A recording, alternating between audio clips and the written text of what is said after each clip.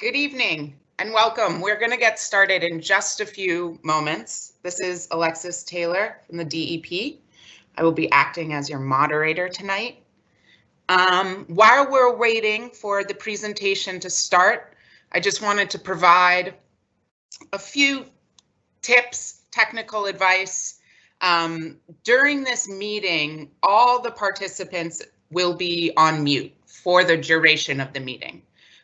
We will be facilitating a question and answer that will occur at the end of the meeting. However, if questions occur to you or you would like to ask anything as the meeting is going on, we will be moderating the Q&A. And the way that you would ask a question through that is you'll see a little thought bubble, looks like a comic book bubble, and you would click on that. And then you have the option of posting as yourself or anonymously, and we'll receive that question and we will either address it verbally at the end or be able to answer you right in the chat box. Next, if anyone is interested in closed captioning, that is an option. You can go ahead and see in the bottom right-hand corner a CC box. If you click on that, you then switch the captions to on.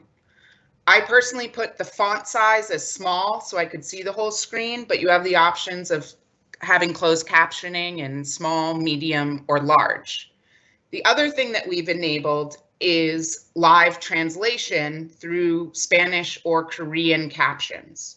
So if you'd like to make that language selection, you would go to that same box and select Spanish or Korean.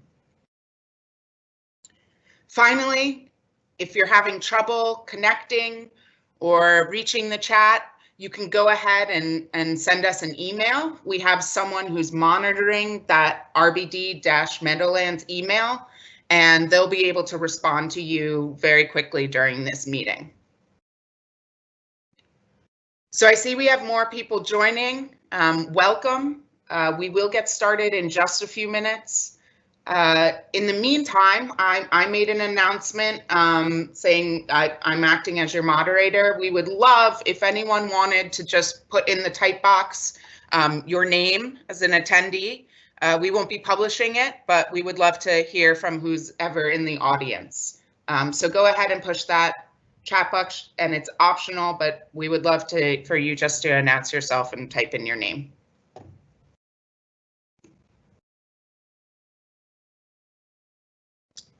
And we still have some people joining, so I'm just going to give it a few more moments.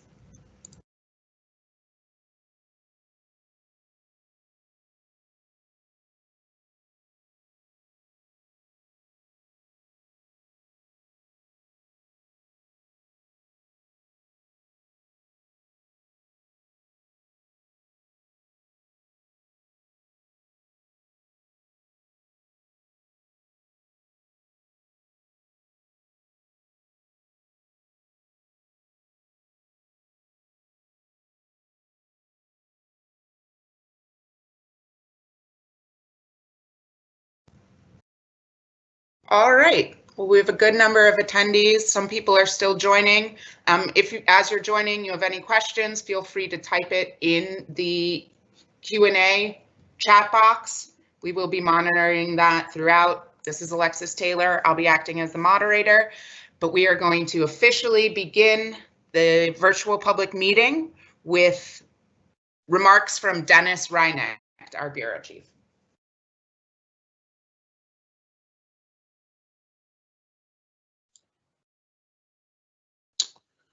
Thanks, Alexis, and good evening. I wish to thank everyone for attending tonight's meeting. What a great turnout. And I'd like to thank all our mayors and town officials for their continued support of this project. I'm Dennis Reina, Chief of the Bureau of Climate Resilience Design and Engineering at the DEP. And I can't believe it's been almost a year since we last had our public meeting together.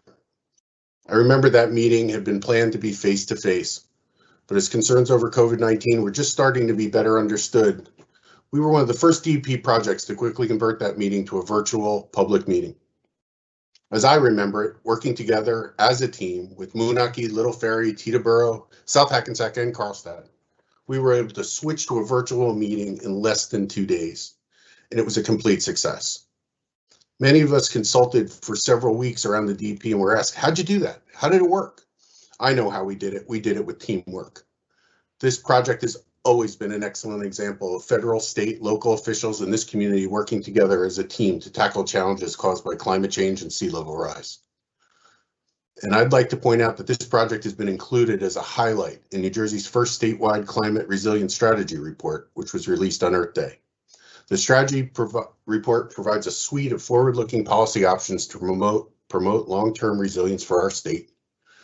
We will provide a link at the end of this presentation if you'd like to learn more about this important report. Later in the presentation, you'll see a short video about this project that demonstrates how RBD Meadowlands project is leading the way in New Jersey as a model of regional coordination and watershed planning. And with that, I'd like to now hand this meeting over to Linda Fisher, DP Project Team Leader. Thank you, Dennis. Good evening, and thank you all for joining the New Jersey Department of Environmental Protection and the Rebuild by Design Meadowlands team for this community meeting. If you don't already know me, I'm Linda Fisher, Project Team Manager for DEP's Rebuild by Design Meadowlands project. This project has come a long way from competition to reformulated concept through feasibility, the National Environmental Policy Act process, and now we're moving toward finalizing designs for the build plan project components. You will hear more about that tonight.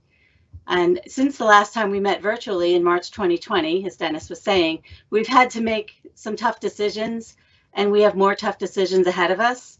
We'll highlight the most significant of these decisions tonight. As our team goes through the presentation, please keep in mind that DEP is prioritizing the gray infrastructure components of the project. These components are the heavy lifters of the flood risk reduction benefits of the project. The pump stations, force main, channel improvements will all go out to bid before any of the park or green infrastructure components. Once we have our bids on the pump stations, force main and channel improvements for Lowson Sloat and for East Riser Ditch, we'll evaluate remaining funding and alternative funding sources to determine which park and green infrastructure components can be bid next. Speaking of funding sources, the federal funding for the RBD projects was originally set to expire in September 2022. Congress acted at the end of 2020 and extended the RBD expenditure deadline by 1 year to September 2023. This is not enough time to complete all construction of the RBD projects. So we as a state have been pushing for a funding extension that would allow us to complete construction by September 2025. We'll continue to work with our delegation to achieve the additional 2-year extension in order to finish our projects by 2025.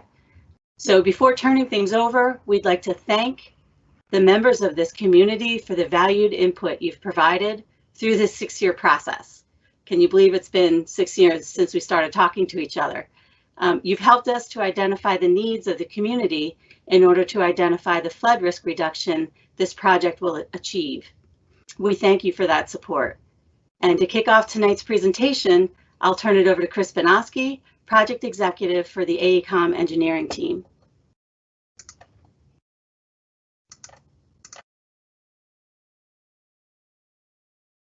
Thank you, Linda. Good evening, everybody. So tonight we're going to walk you through a little bit of the project history.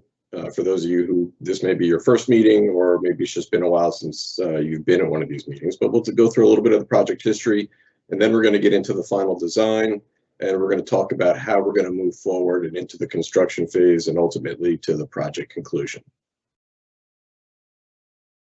So just to let you know who's here tonight, you've already seen, you've already heard from Dennis and Linda, but Kim McAvoy is here. Alexis, you've heard from. Taylor Copa is actually the one hosting this event. We have Sergio Abreu, and we have Peg McBrien and Clayton Carlisle from WSP, who are the construction management firm for the project. And from the design team from AECOM, we have myself, Dave Blair, who's our project manager, Anna Hockholter, who's one of our landscape architects and designers, Steve Buso, who's our design manager, and Hogan Elderberg, who's another landscape architect and one of our urban designers. Just a quick reminder, I know Alexis went through this earlier, but you can type all of your questions, and I see there's a couple questions already coming in the chat, and we will get to those at the end of the presentation. You can also email at rbd-meadowlands@dep.nj.gov, and of course we have the project website available as well. So let's talk a little bit about the history. So back after Hurricane Sandy, this came out of the Rebuild by Design competition, and the state was awarded $150 million for Pilot Area 1, which consisted of Little Ferry, Moonachie, Carlstadt, Teterboro, and South Hackensack.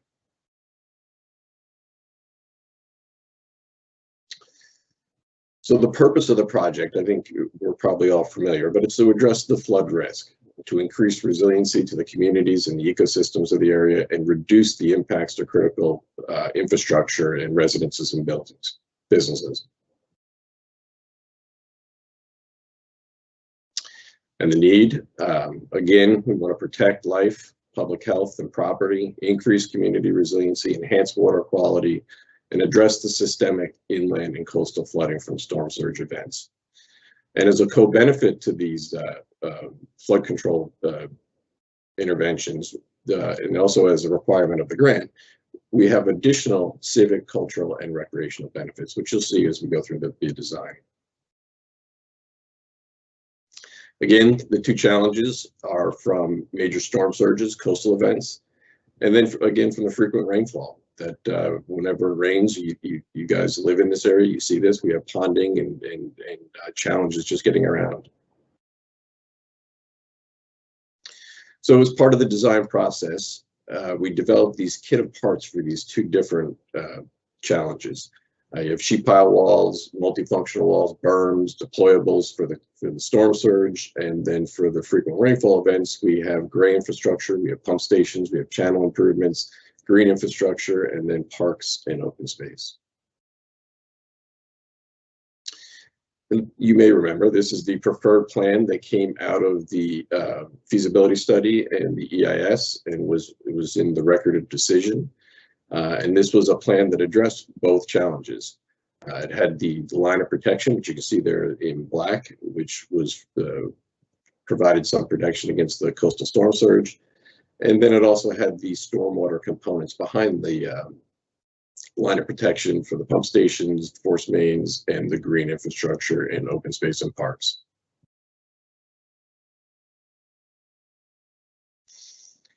And the preferred alternatives was broken down into a build plan, which were the pieces that were able to be constructed by the original deadline of September 2022.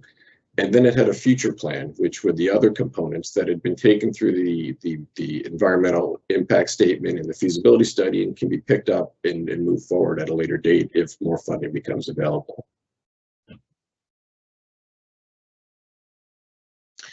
So here we have the build plan.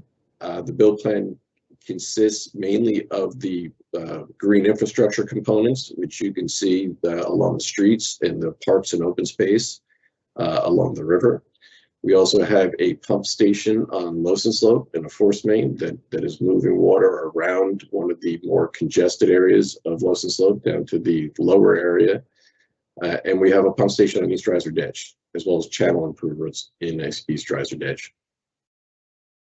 Now, one other note on this before we move on. So this was the build plan that came out of the record of decision that we're moving forward into final design. But as we go and collect more data and do more analysis and move this through the design process, there are pieces of this that have changed slightly, but we'll talk through that as we walk you through the final design.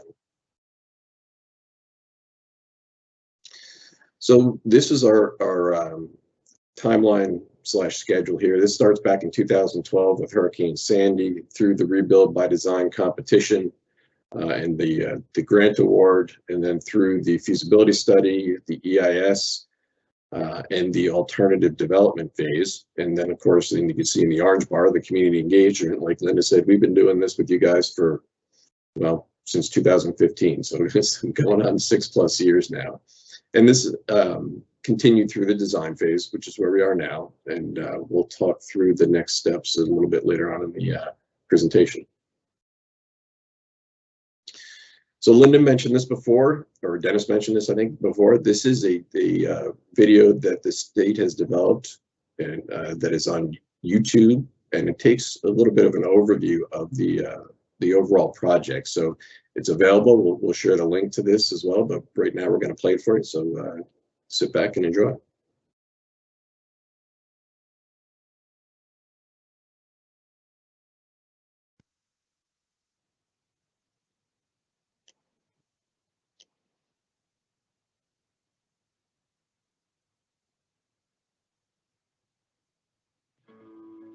The world's climate is changing. Sea levels are rising. Storms are occurring with more rain more often. These changes make it harder for communities to address flood risk. In northern New Jersey, near MetLife Stadium, is a large low-lying area of New Jersey known as the Meadowlands. Like many other communities, it struggles to stay dry. Flooding from hurricanes, nor'easters, and inland storms caused damage in the area. After the destruction of Hurricane Sandy in 2012, the U.S. Department of Housing and Urban Development started a program to provide resilient solutions in flood-prone areas. The Rebuild by Design Meadowlands project is one part of this program. Overseen by the New Jersey Department of Environmental Protection, it focuses on a 5,000-acre area on the Hackensack River. Historically wetland, the Meadowlands is relatively flat and low-lying, with a rich and diverse ecological community layered within dense urban development. Stormwater infrastructure here is often aging, undersized, and underperforming. Streams and ditches are clogged with accumulated sediment and debris. In a multi-year process, the community, DEP, design team, and various state, federal, and local agencies work together to identify, prioritize, and design solutions to the challenges facing the Rebuild by Design Meadowlands project area. Local knowledge was invaluable in the process as the design team assessed site-specific conditions and potential solutions. The scale and complexity of the challenges of resiliency and urban water management in low-lying areas are extensive. As part of the conceptual design phase, the team selected a plan to address frequent inland flooding. This approach provided the greatest feasible benefits within the project budget. Although the Rebuild by Design Meadowlands project cannot solve every challenge, the final design phase focuses on building greater capacity by, quote, unplugging the bathtub and allowing more water to move more efficiently through the project area. The project final design is a comprehensive, multi-benefit watershed strategy. It is one piece of a larger network of projects needed to fully create a resilient region. The final design seeks to achieve 3 primary goals: to reduce flood risk by managing water flows, to cultivate ecology with native planting, and if funding allows, to energize the community through new public area improvements. Using a watershed strategy, the team designed improvements at multiple scales to meet these goals. A watershed is an area that drains to a common waterway. On a single piece of land, rain running off buildings and yards can be considered a small site-scale watershed. As the watershed flows and combines with nearby runoff, it becomes part of a neighborhood watershed. Then, continuing its course into a larger drainage network, the water flows into a waterway, such as a river, which then flows downstream, becoming part of a larger watershed. Understanding the watershed system, the team created a network of strategies that each improved the area's water management in different ways. At public buildings and roadways, sites are designed to absorb and filter rainwater. This improves water quality and biodiversity while lessening the burden on existing drainage networks. The design of parks and open space capture, store, and filter runoff while providing community recreation and ecological benefits. Large-scale infrastructure, such as pump stations, force mains, or pressurized stormwater pipes, and channel improvements, collect the largest amount of runoff and move it quickly out of the area to reduce flood risk. This strategy was applied where feasible within the project watersheds. By focusing on the drainage that most impacted low to moderate income residents and existing businesses, the design includes large infrastructure focused in the lower reaches of the watershed and ecological and community amenities distributed within the area. The project addresses flooding impacts by getting water out of the area faster, therefore allowing businesses and low-income residents to return to normal operations faster. In the East Riser Ditch watershed, improvements focus on the lower reach or end of the channel. The channel is relatively shallow, and it often overtops infrequent storms. Channel improvements create more capacity for the rainwater to drain out of the area, and during storms, a new pump station moves even more water out of the channel. By deepening and widening the channel, water conveyance or flow is improved. The pump station helps control the volume of rainwater in the channel, and habitat is enhanced by planting native plants along the banks where feasible. In the Losen-Sloat watershed, there is an existing bottleneck in the drainage flow. This is alleviated with additional infrastructure that allows more rainwater to flow out of the area faster. A new pump station at Liberty Street pulls water out of the existing pipe and through a new force main, or pressurized stormwater pipe, that then discharges into an open area downstream. The pump station controls the volume of water flow, and the new force main provides more flow capacity. At the pump station, an on-site biofilter basin removes sediment from the parking lot runoff with the help of native plants. Along the Hackensack River, a new public park was designed based on community input. The design seeks to create public access on the river, provide community event space, improve biodiversity, provide environmental education, restore the shoreline with tidal marsh, and provide an accessible kayak launch and gathering areas. Native plants filter runoff. Park design provides placemaking, and wetland plants transform the shoreline.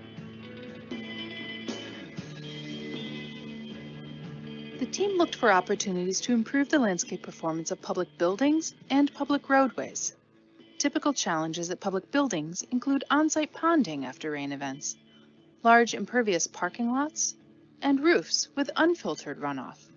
To address these challenges, 4 strategies are proposed to collect and filter runoff before releasing it back into the drainage network. These include downspout planters, biofilter basins, permeable pavers, and simple site grading with new deep-rooted native vegetation. These each improve water quality and ecological habitat. These strategies are proposed at 4 locations based on site conditions and community needs: Joseph Street Park, Memorial Middle School, Little Ferry Borough Hall, and Little Ferry Public Library. Public roadways throughout the project area were also considered for green infrastructure type improvements. These improvements filter road runoff before directing it back into the storm system.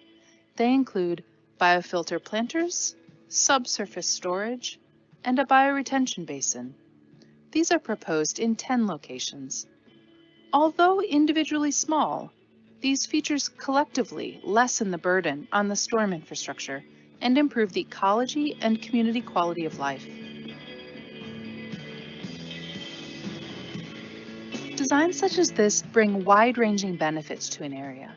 By designing for flood risk reduction, rainwater will move quicker out of the area. There will be reduced flood damage, fewer business interruptions, and fewer street closures. Designing for ecological enhancements can result in improved water quality and reduced urban heat island effect. Designing for public realm improvements can result in increased recreation and improved quality of life. These are just a few of the benefits of the designed project. DEP will construct the large infrastructure such as pump stations, a force main, and channel improvements first to focus on reducing flood risk and allowing for quicker recovery after storm events. Designed to accommodate long-term operations and maintenance, this will build future drainage capacity in the area, making it better prepared for a changing climate. The team will construct the neighborhood and site scale improvements as funding allows. Through a community-based process, the project has increased awareness of resiliency and water management in the region. New partnerships between state and local communities have been formed, which can assist in future resiliency. This project is innovative for its regional approach, spanning multiple municipalities, which may not have otherwise been able to tackle these challenges alone. Only by working regionally with federal, state, and affected towns are these watershed improvements possible. The New Jersey Department of Environmental Protection has resources to support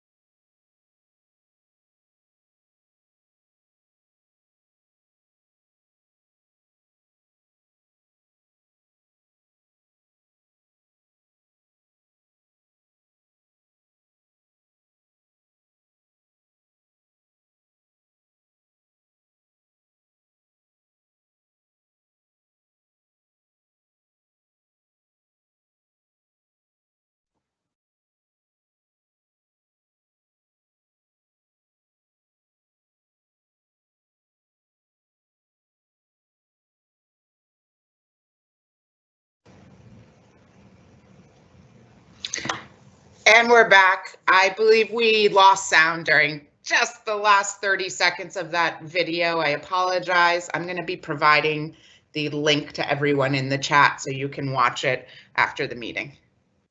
And the links also, or there's a link to it on the project website. So if you go to the project website, you can also find the link, but or you can search on YouTube for RBD Meadowlands. But anyways, we hope you enjoyed that. You might have recognized some of the faces in there. You might have even seen yourself in the video. So if you were in there, we appreciate you participating in that. And again, you can go back and look at it anytime you're interested, and feel free to share that link with folks as well.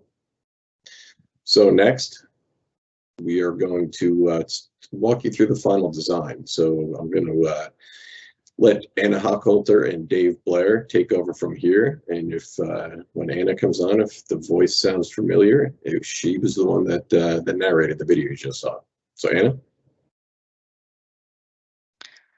Thanks so much, Chris. So yes, today we are presenting a major milestone for the project, as it's the final design of the project. As you heard in the video, and as we've been speaking about tonight, this project is a culmination of a multi-year process established by the Housing and Urban Development Community Development Block Grant, part of the Disaster Recovery Program. And the goals of this program are to address flood risk, to increase resiliency of communities and ecosystems, to reduce the impacts to critical infrastructure, residences, businesses, and ecological resources. Simply stated, there really are three goals to this project. And with the build plan, we're focused on reducing flood risk from frequent inland storms, cultivating ecology, and energizing community. The project achieves these goals through strategy of improving the conveyance or flow of stormwater by controlling rain volume and volume control, as well as improving water quality and enhancing the landscape in the public realm. There are two primary approaches to this project. First is to reduce flood risk through large-scale infrastructure improvements, and second is to improve water quality, ecological performance, and to provide community benefits through improvements to the public realm, such as parks and public facilities. So when we talk about flood risk reduction through gray infrastructure and large infrastructure for this project, we're specifically talking about infrastructure focused on managing frequent rainstorms, which includes pump stations, which provide additional force to the stormwater conveyance. We're talking about force mains that increase the capacity of the flow. We're talking about channel improvements, which can include deepening and widening existing conveyance channels in the area. When we're talking about landscape and public realm, we are talking about a suite of strategies ranging from simple native plant installations, replacing lawn These native plants have deeper roots that can absorb more rainwater and uptake that stormwater before it drains into the larger stormwater system. We're also talking about green infrastructure. These are designed systems that capture runoff from pervious pavement, roofs and streets, roadways. They filter the stormwater again through native plants and subsurface systems to reduce that burden again on the larger stormwater infrastructure system. And then finally, we're talking about improvements to existing parks and design of new parks, which offer the largest opportunity not only to capture the stormwater, filter it, but also to provide additional community recreation opportunities and larger scale ecological improvements. So now I'll turn it over to Dave Blair, who will talk us through how these strategies are applied in the final designs of the project. Okay, thanks, Anna. So here is a map identifying the extent of the project area. You can see it surrounded by dotted line.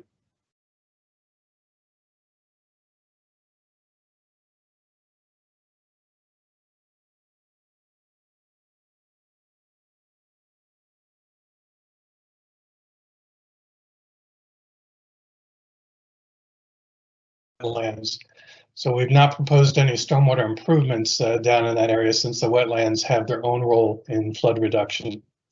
So this is a complicated system because the drainage basins are relatively flat. So when the rain hits the ground, it tends to flow in more than one direction. And during larger rainfall events, water flows across the basin boundaries, complicating the drainage design. So AECOM has developed models to support the design and the permitting processes, to verify flood risk reduction, and to confirm that the project will not increase downstream property flooding. Next slide.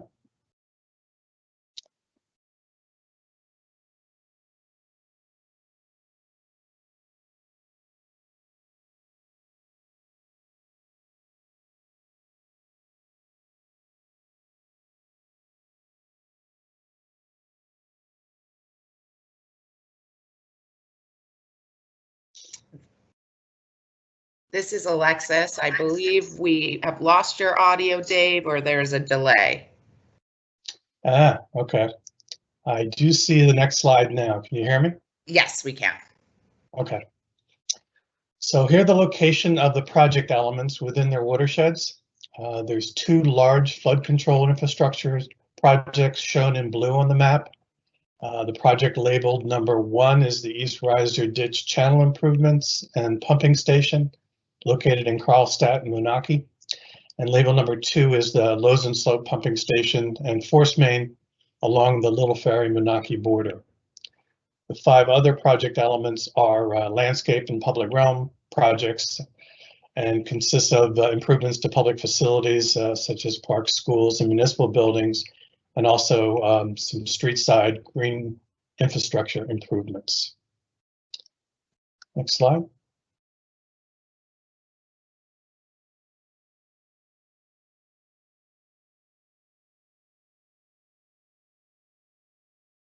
There we go.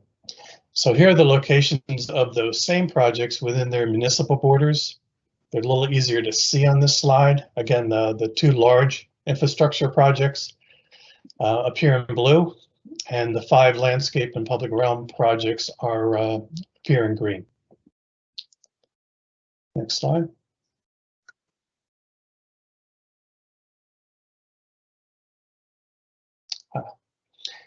So while this is the final meeting before the design is completed, DEP will continue to communicate with the public. This graphic illustrates our progress over the last year since our last public meeting in March of 2020. We've met with municipal and county administrations to brief them on the 65% design deliverables. We have and continue to hold meetings with property owners to discuss easements. We've met with the regulatory agencies and will continue to meet with them as our permit applications are submitted. We had our final Citizens Advisory Group meeting last fall upon completion of the 65% design. And we have advanced the design of all the project elements and are in the process of submitting our 95% design deliverables.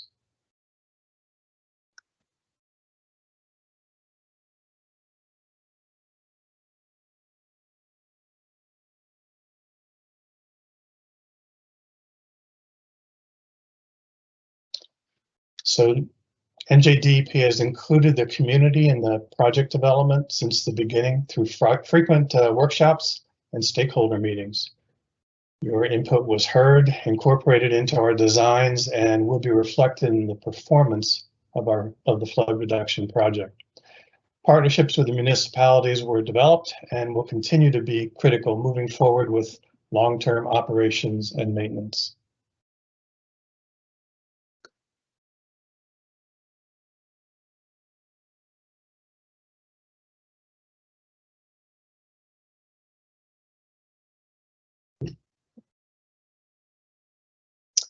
So let's review the design progress on those two major elements. The one in the East Riser watershed first. The flooding issues are due to the fact that the watershed's extremely flat, heavily developed, and has stormwater infrastructure that's overwhelmed with large volumes of water.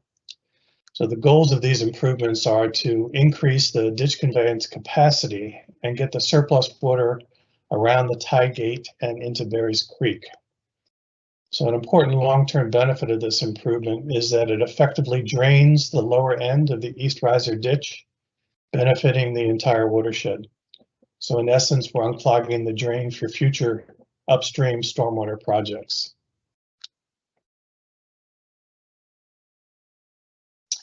So this map shows the extent of the improvements planned in the lower portion of the East Riser ditch from Moonachie Avenue near the airport down to Starkey Road near Berry's Creek. This channel will be dredged and improved throughout its length to improve conveyance capacity. And with all the additional flow, a pump station will be constructed to move the water past the tide gates and into Berry's Creek. Additionally, there's 3 bridges and culverts that will need to be removed and replaced with new structures that will allow more flow to pass beneath them. So the pump station will be largely underground. As water levels rise in the ditch, the flow into a chamber over an isolation weir and is pumped into a pipe that crosses below Starkey Road into Berry's Creek. So under normal conditions, including nominal rainfall events, the isolation weir remains closed and the stormwater continues past the pump station. As the storm increases in intensity, water rises in the ditch. So when the water elevation in the ditch reaches a point where upstream flooding is likely to occur, the weir that's placed parallel to the flow drops and allows water into the pumping station. So this surplus flow is screened by the bar rack, collected in the wet well, and pumped out into the forest main, where it's pumped directly into Berry's Creek, bypassing the tide gates. This reduces upstream flooding by limiting the water elevation in the channel and creates a reliable and functional flood risk project. So the channel will be dredged, the embankments will be stabilized and planted with native plants, and a corridor created along its length for the express purpose of maintaining it for the long term. You can see in the upper cross section the profile of the existing ditch, and then the lower cross section shows the ditch embankments cut back with the dotted line showing the existing profile.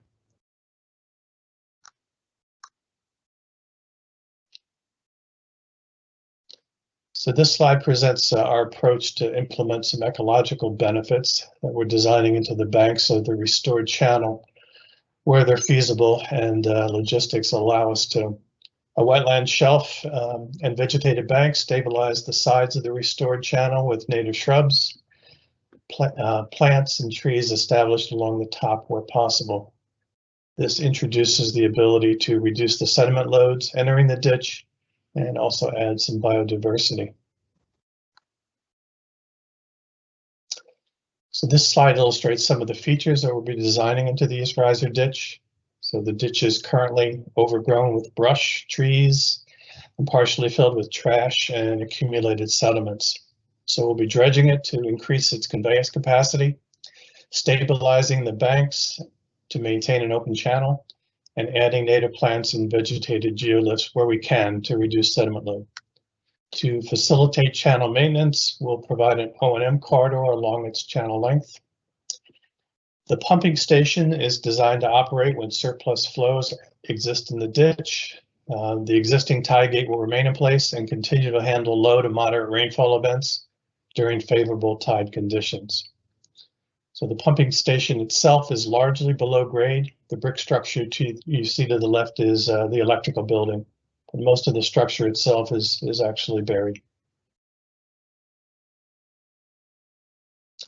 So within the Losenslow watershed, the drainage area is also densely populated, but it's more residential in nature. Here the bottleneck is a transition from an open ditch up at Reina Street in Little Ferry to a closed below grade conduit.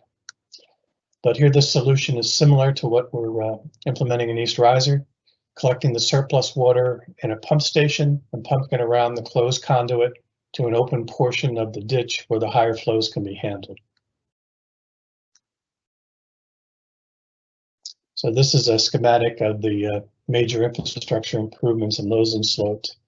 The surplus water is collected near Reina and Liberty Streets, taken into the pump station and pumped through a half-mile force main to a discharge point at the end of Birch Street. We're also removing an old unused tie gate structure to improve flow down at that discharge location. So this illustrates some of the features of the Losenslow pumping station at Liberty Street. So like East Riser, the pump station is designed to operate as the capacity of the stormwater conduit is reached. The water flows into a below grade station where it's pumped around the bottleneck, down Echo Road to Birch Street, and back into the open ditch.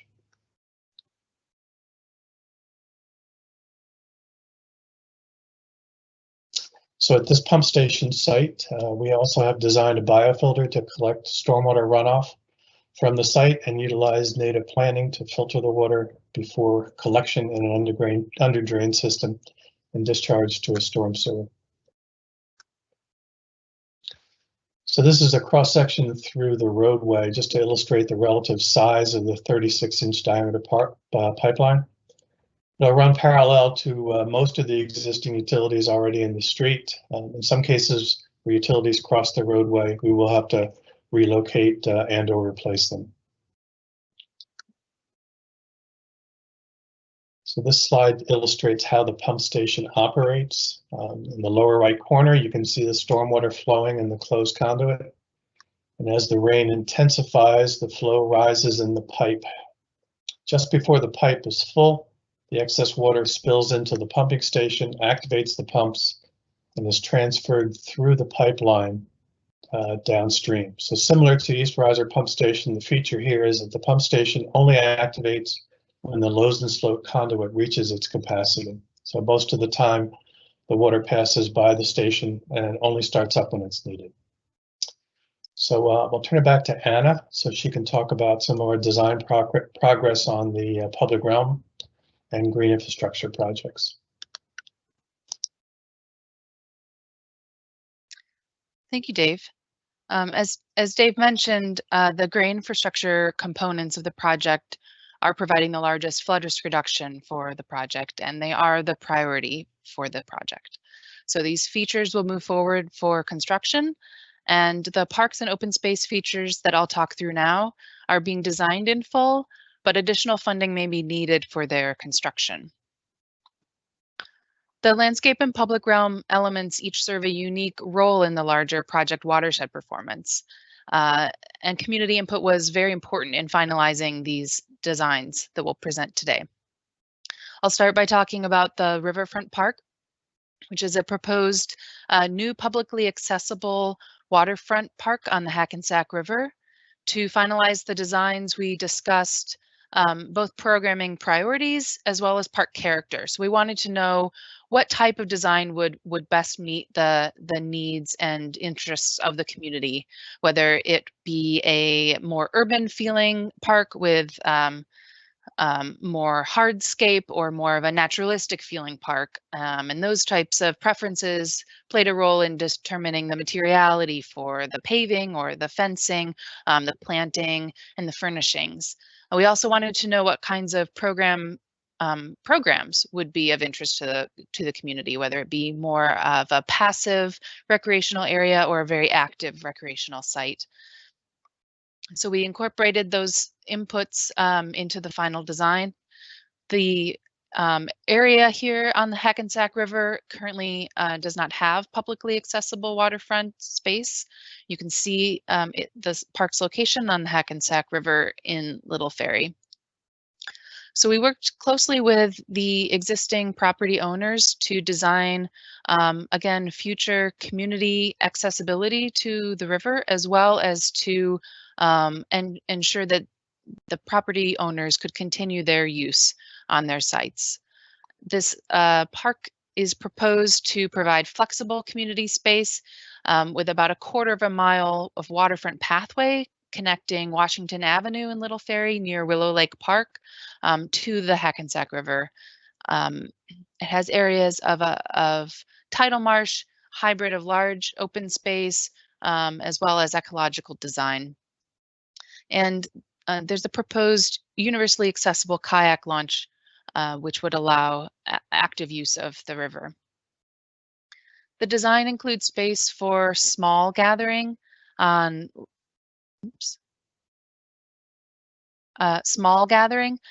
with linear seating that meanders through lush native planting, as well as areas with more open space that are flexible for different types of uses, whether it be special temporary events, larger group gatherings that could use custom platform lounges that are designed as either for individual use or for impromptu amphitheaters, or it could be more of an individual use. The design includes both tidal wetland areas as well as the accessible kayak launch that extends out over the tidal marsh shoreline. There are areas of smaller picnic opportunities, and we heard from the community that there was a strong interest in celebrating not only the ecological history, but also the cultural history of the area. So we've designed several interpretive elements throughout the park, which include shoreline posts, we call them, you can see it here, highlighting the various elevations and associated types of ecological habitat in these different zones throughout the park, as well as custom brick plaques that celebrate the brick making history within Little Ferry and the region. These features all work together to improve water management of the site through larger areas of new trees, deep-rooted native planting. There's an opportunity to really create a sense of place along the riverfront with these areas of seating and gathering, opportunities to play, to read, to bird watch, as well as transformation of the shoreline through tidal marsh.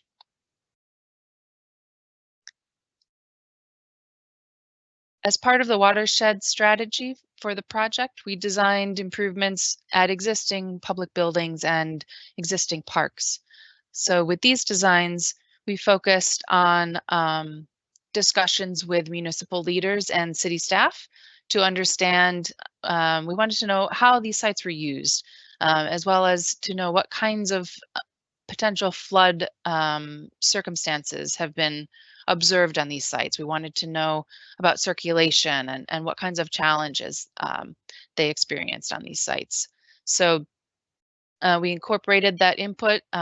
We sketched with them in person at a design workshop to get a better sense of how designs at these sites could serve their needs. I'll start first with Jefferson Street Park.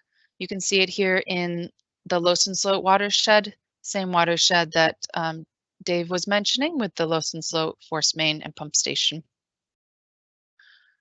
Joseph Street Park is in Moonachie. It is the site of Moonachie Civic Center, as well as the Senior Center.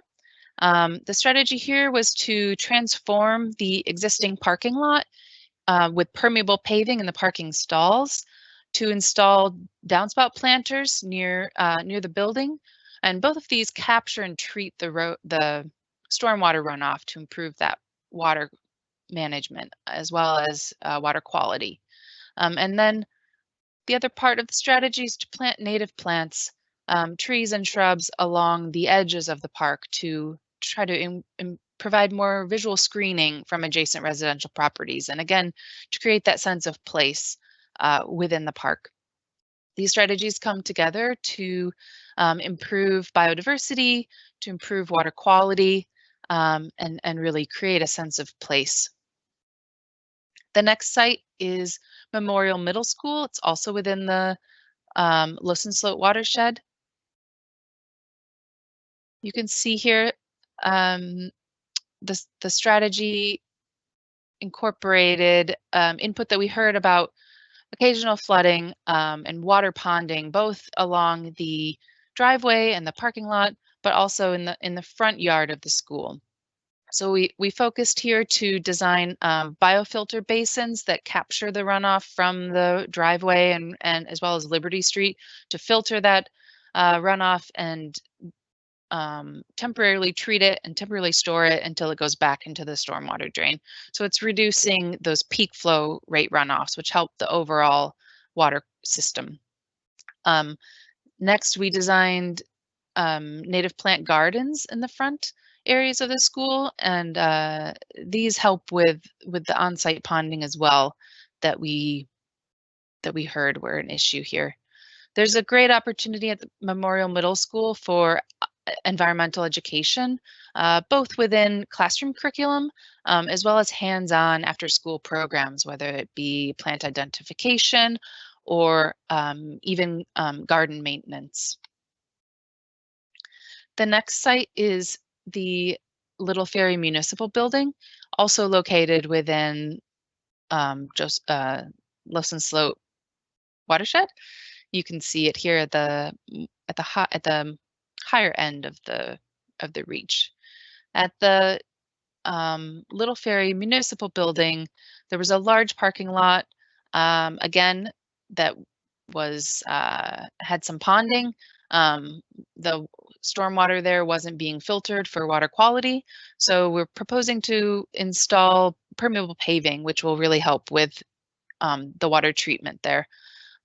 There's also an existing swale that wasn't performing very well on site, so we're proposing to regrade it and plant that with native plants, as well as to capture the roof runoff and filter it with a downspout planter. You can see how these all fit together to improve the sense of place here with native planting, permeable pavers, and the downspout planter. The next site is Little Ferry Public Library, also in the northern reach of the Lossen Sloat watershed. In this site, it's fairly constrained with a kind of limited landscape area, but we focused on capturing that stormwater off of the impervious parking lot through permeable pavers in the parking stalls and capturing roof runoff in the front of the library through a downspout planter. And those pieces come together to, again, create a sense of place. The downspout planters have a interpretive element on them that showcase how the site is located within the larger Hackensack River watershed. So you have that additional education and placemaking opportunity, as well as the native plants that are improving the biodiversity on the site. The next piece of the design strategy includes areas along public roadways, and we looked for opportunities to, again, capture the stormwater and filter it to improve water quality along the roadways. There are 10 systems as part of this strategy. Some of them are under the surface, under the sidewalk. Some of them are visible with native planting, and some of them are much larger with bioretention basins. But you can see that they are scattered across different municipalities on Moonachie Avenue, Monroe Street, and Joseph Street.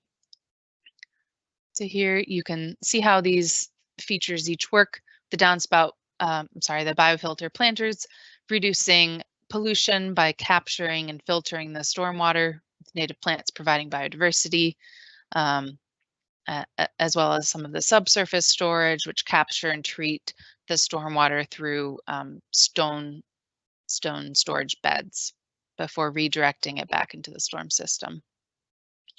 So I will, again, as I mentioned at the beginning, these features are being designed to be ready for construction, and they'll move forward contingent on available funding following the gray infrastructure. So I will turn it over to Dave Blair, who will talk more about how we're moving forward from the design phase into the construction phase.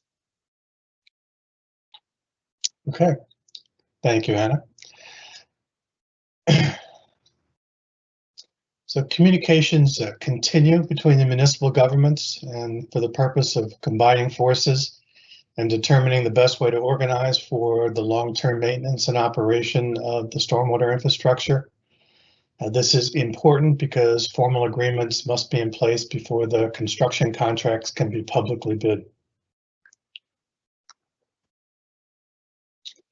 So as the design is completed and our estimated cost of construction and property acquisition, as they're better defined, we'll focus on balancing the project components with available funding. The priority remains the large flood control project elements, the channel improvements, pumping stations, and force main. And then based on the bid prices, additional contracts will be advertised as money is available. So the projects that will be advertised for bid with first priority, the gray infrastructure projects, the East Riser Ditch channel improvements and pumping station, and the Lows and Slope pumping station and force main. The large scale infrastructure will be bid first, and as money is available, either from the original HUD funding or from supplemental funding from other sources, we'll look to implement the other projects. If funding's sufficient, then the public realm landscape and green infrastructure projects that Anna described can and will be built. So the prioritized projects highlighted in blue on this slide, it's a little hard to see, but they're both located in the lower part of the respective watershed, so they provide the greatest flood control benefits. Flooding for frequent rainfall events, the 2-year storms will be reduced, as well as isolated major events, 100-year storms. So water will drain out of the 4,400 acre project area faster, allowing a return to normal operations for both residents and local businesses. So the area will see reduced flood damage, shorter business interruptions, and less frequent street closures. We also anticipate fewer disruptions to your critical facilities and your critical infrastructure. So here we are in the second quarter of 2021. We anticipate that the design and permitting will be completed by the end of the third quarter of this year. 2 critical ongoing processes that must be completed before the project construction can be bid are property easement acquisition and establishment of the long-term O&M organizations. Linda identified the need for the project extension, where you can see how necessary this extension is, especially because we can't start construction until everything is in place, the permits, the O&M organizations, and the property acquisitions.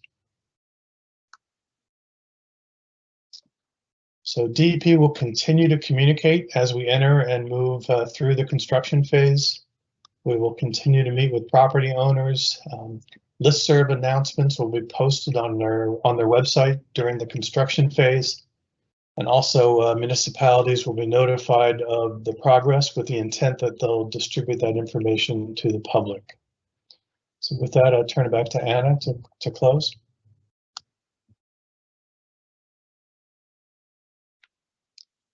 Thank you. So in addition to designing resilient strategies for flood risk reduction and community and ecological benefits, another goal of the Rebuild by Design Meadowlands program is to provide increased awareness and education on resiliency. So we've created a number of different materials that are available online for you to download, to use them, to share them, to tag them, to print them, to post them. We really hope that these materials can support longer-term community projects and longer-term community education about resiliency and about different types of strategies that can support longer-term resilience. So what's shown here are a few fact sheets. They are on the DEP website, which you can see here at the bottom on the DEP website. And again, these are highlighting some of the strategies that are used and that we discussed today to talk about how those strategies could be applied in other locations, talking about them as replicable approaches to support longer-term resiliency in other locations as well. And then the other component is the community video, which we played earlier in the presentation. Again, it's posted on the DEP website. You can also find it on YouTube. Please use this to learn more, to share this type of resiliency approach with others, and to support your own needs. Again, the project is really just one piece of a larger strategy needed to improve the resiliency in the region. So we hope that these tools can support that longer term engagement and really to support you in longer term resiliency. So as the final design is concluding now, there are many ways to stay engaged and informed, and please do. Please sign up for the electronic mailing list so that you can receive those ongoing construction phase announcements and information that Dave mentioned. You can email DEP with any questions, and of course follow the website. So I'm going to turn it back over to Alexis Taylor with DEP to facilitate our question and answer period. Great, thank you, Anna. So we are now entering the Q&A portion. We already have some great questions that have come in via the chat. You still have time to add more questions. And we're going to leave this screen up so you can see how it is that you enter questions into the chat. I do want to start by answering an important question is, will a copy of the presentation be available? And yes, a copy of the presentation will be posted to our project website. And actually all previous presentations are also posted to our project website. In addition to the slides, we will put up a video of tonight's presentation. That takes us a few more days, up to a week, but that will also be up on our website shortly. So I'd like to now start to address some of the questions that have come in. And again, there's still time if you would like to ask additional questions in the chat button.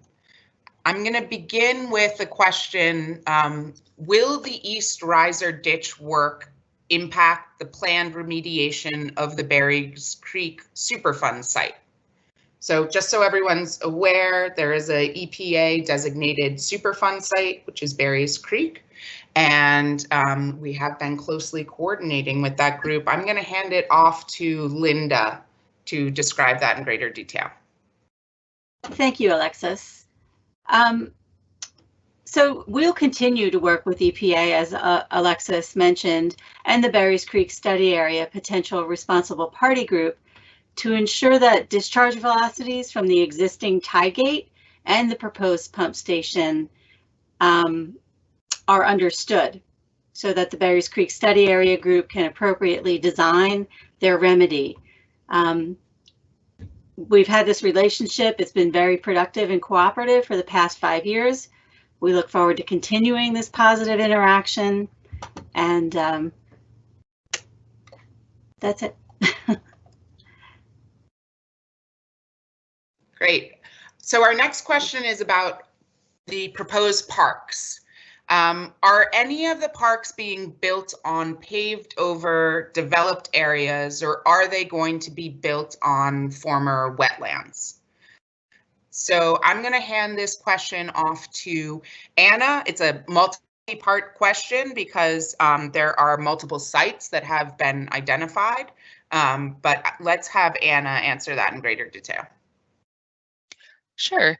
Well, as I'm sure many people are aware, the Meadowlands area is a very large area, and it most of it was at some point or another wetland. It's very low-lying, historically wetland, and so there's kind of a question about timing of when a wetland was filled in, frankly. So most of the sites are in urban, currently urban developed land.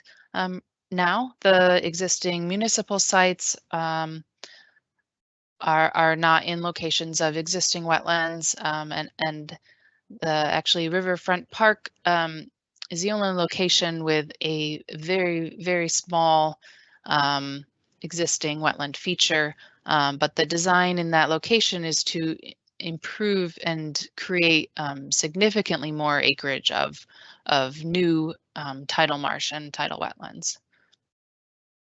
So Anna, I'm going to follow that up with another great question and something that we like to talk about and have been consulting with the community on, which is plant species. What plant species are planned for the tidal marsh area at the Riverfront Park? And specifically, that section of the river is saline, and there's a question whether it's too saline to support Spartina, Ultraflora, and patens.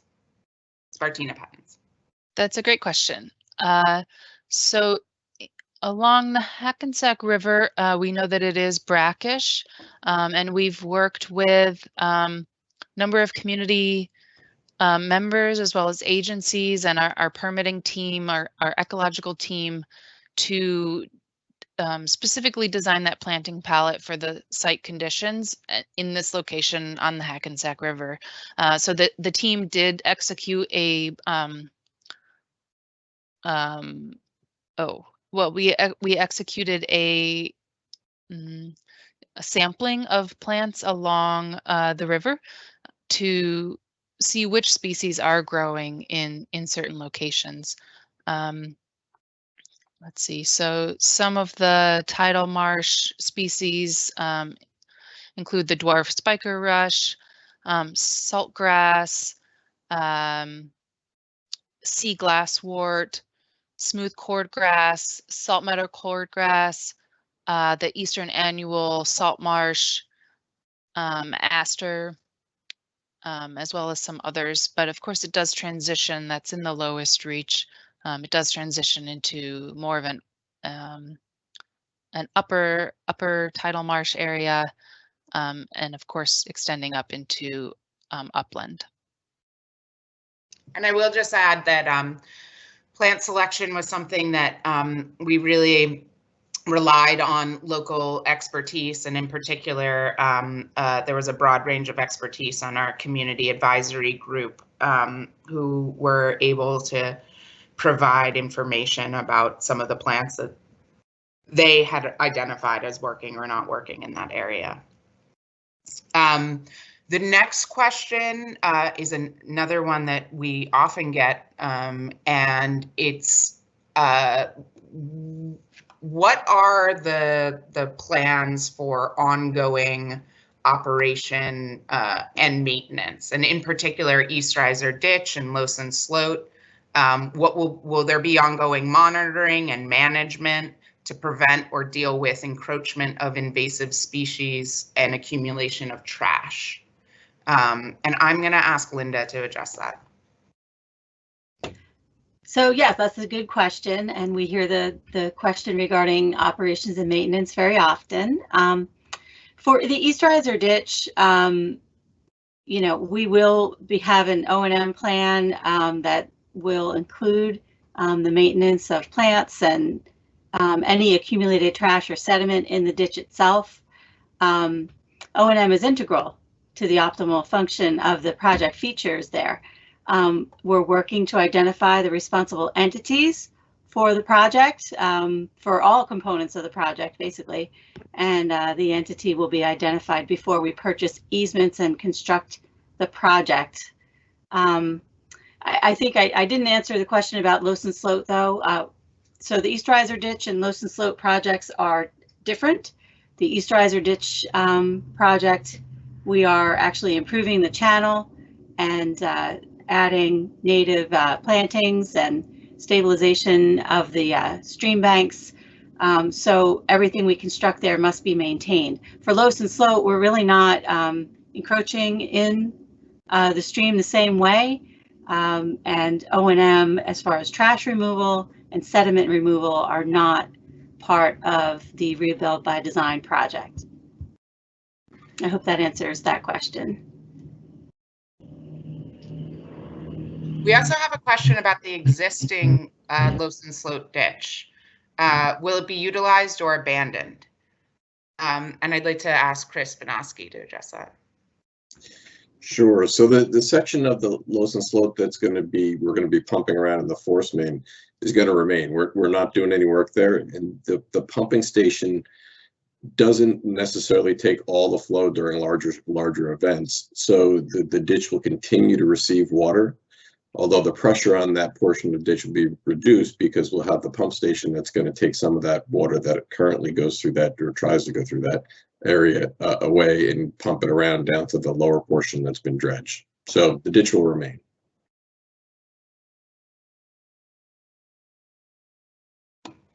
Excellent. Here's a question: if we could explain a little bit more about the easements and property acquisitions. And we do have Kim on the line who can explain more about that process. Hi, yes, this is Kim McAvoy. We will need temporary easements to construct the project and permanent easements to maintain the project. There'll be two types of easements. We have worked very hard on this project to keep easements within the public right-of-way, but we will need easements on private property. We've identified those properties and have already contacted them and working with those individual properties on the easement and how to minimize interruption to their business or to a residential property. So I hope that answers the question. And this is Alexis again. I need to issue a correction. I misread one of the questions, and it was about the saline environment at Riverfront Park. The concern was that it's not saline enough to support those plans. And I'm going to throw that back to Anna. Great. Yeah, we did conduct biobenchmarking. That was the name of the process I was blanking on, which tested the levels of saline in the Hackensack River immediately adjacent to the site, as well as upstream and downstream. And the plant palette is based on those saline levels, as well as the plant material that was observed growing in nearby areas. So we are attentive to that concern.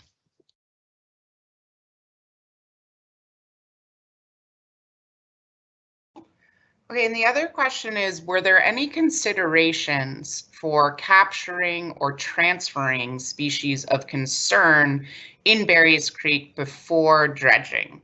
And this is similar to what is being done for the mussels in the Grass River Superfund site.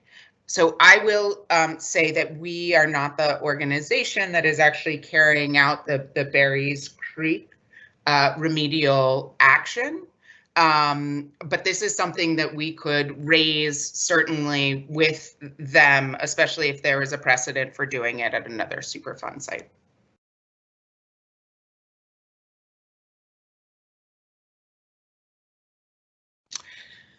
We have another question about flood insurance. With the completion of this project, will flood insurance cost decrease? And I'm gonna call on Chris Banoski to answer that one. Sure. So unfortunately, no, the flood insurance rates won't change as a result of this project. FEMA bases the flood insurance rates on the 100-year or 1% chance of exceeding storm event and the water levels associated with that. In the project area, that storm is from a coastal storm surge like you all saw during Hurricane Sandy. The build plan that we just walked through addresses the more frequent flooding events with flood levels below the 100-year flood stage, and therefore, unfortunately, the flood insurance rates won't change. And I have a follow-up to the previous question about Lowson Slope continuing to be utilized. Since it will remain, it will require maintenance, and it currently has a lot of trash and fallen trees in it. Linda, is that something you can address? Certainly.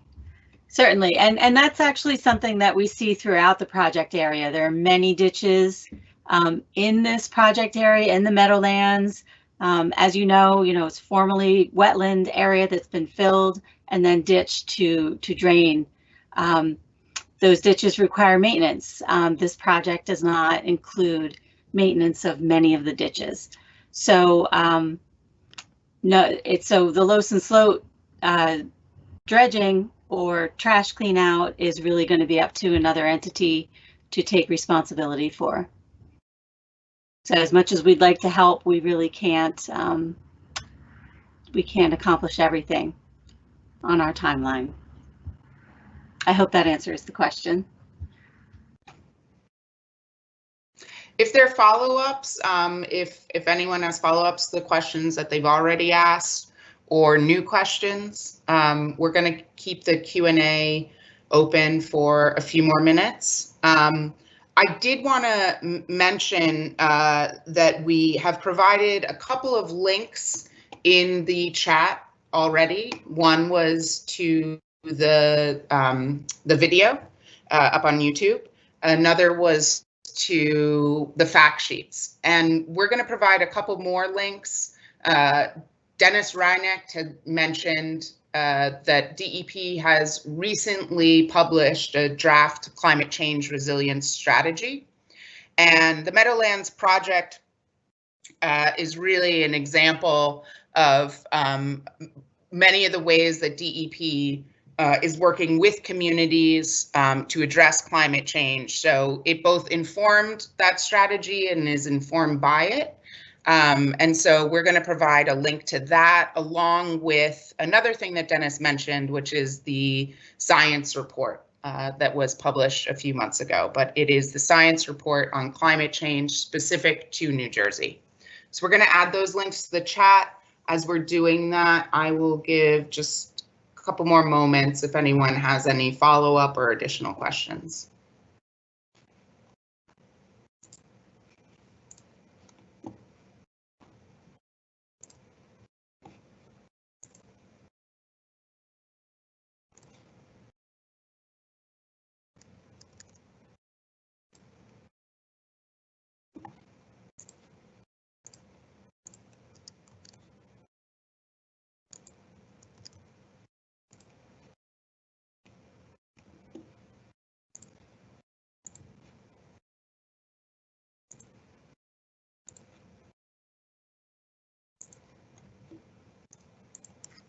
All right.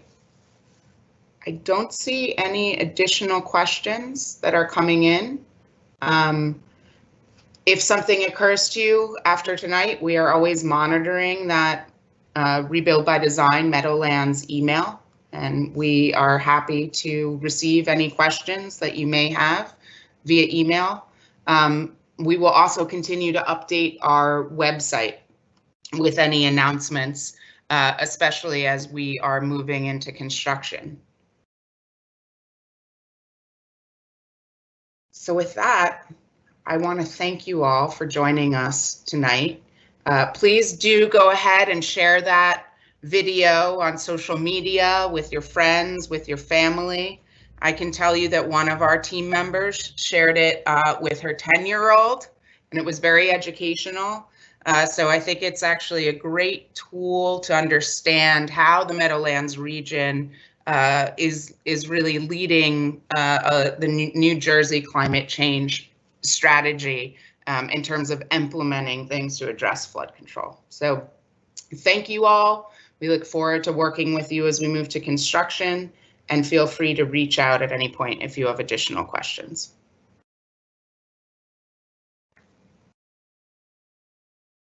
All right, good night.